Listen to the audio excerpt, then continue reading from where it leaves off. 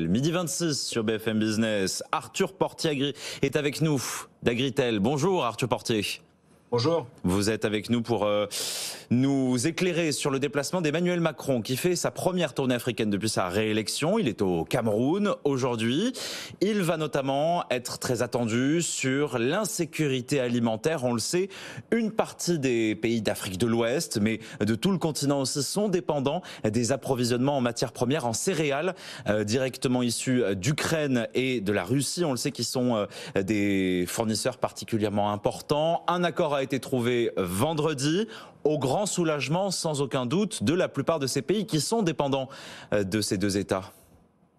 Alors oui, tout à fait. La visite d'Emmanuel Macron est une visite diplomatique qui rappelle l'importance du blé dans cette diplomatie au niveau international.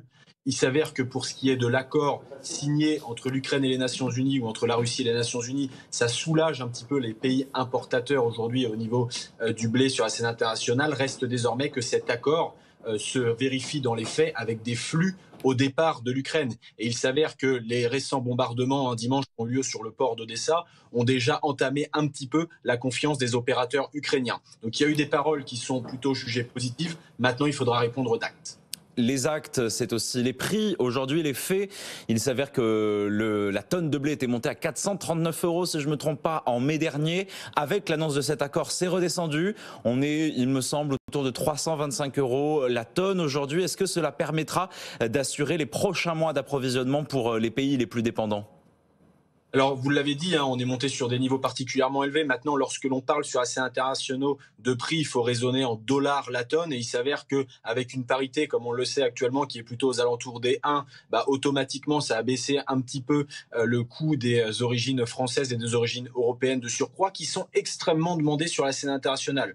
Le fait que la Russie, en raison des sanctions, ne puisse exporter au plein de ses capacités, le fait qu'il y ait évidemment ces problèmes logistiques en Ukraine, eh bien, vous avez des origines françaises et de surcroît des origines européennes qui sont extrêmement demandées. Nous exportons à tour de bras et automatiquement, ça remet un petit peu, si vous voulez, en cause le potentiel de baisse que l'on peut avoir sur le marché lié à cet accord. Et comme je vous le disais, il faudra vraiment que la dynamique ukrainienne reparte pour essayer de soulager un petit peu une dynamique export française extrêmement importante actuellement. Puisque nous sommes particulièrement sollicités, est-ce que Arthur Portier, Agritel arrive à mesurer aujourd'hui les stocks de ces pays-là? Combien de temps encore est-ce qu'ils peuvent tenir? Est-ce qu'on doit redouter, comme l'avait annoncé Antonio Guterres, le secrétaire général de l'ONU, un ouragan de famine?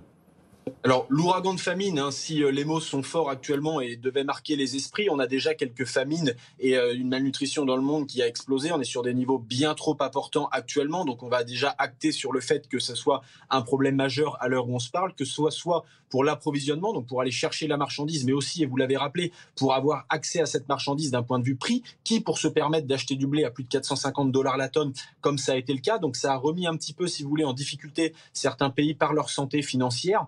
Maintenant, il s'avère qu'on le sait, on a besoin de l'Ukraine, on a besoin de la Russie pour nourrir le monde. C'est un fait actuellement et il va falloir que ces déblocages perdurent pour pouvoir éviter cet ouragan de famine comme ça a été le cas.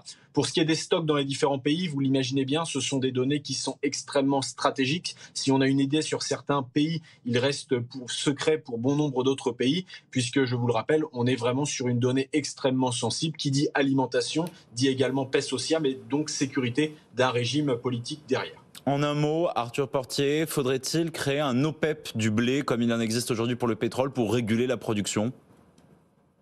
C'est pas tant la production qu'il faut réguler. Sachez qu'aujourd'hui, sur la scène internationale, les disponibilités en blé, nous les avons. Aujourd'hui, on a une très bonne récolte russe à attendre. On a des disponibilités liées au stock sur la partie ukrainienne. Donc, ce n'est pas un problème de production à l'heure où on se parle, mais bien un problème de mobilité de ce blé. Et donc, c'est davantage sur les exportations que cela pose problème. Et ces exportations, le problème, inévitablement, aujourd'hui, se situe sur le bassin mer Noire. Donc, je ne suis pas sûr qu'une coalition internationale ou organisation type OPEP soit suffisante dans le contexte actuel pour détendre la situation compte tenu des faits militaires que l'on a actuellement sur le bassin mer Noire. Merci Arthur Portier d'Agritel, spécialiste des matières premières, d'être venu dans 60 minutes business.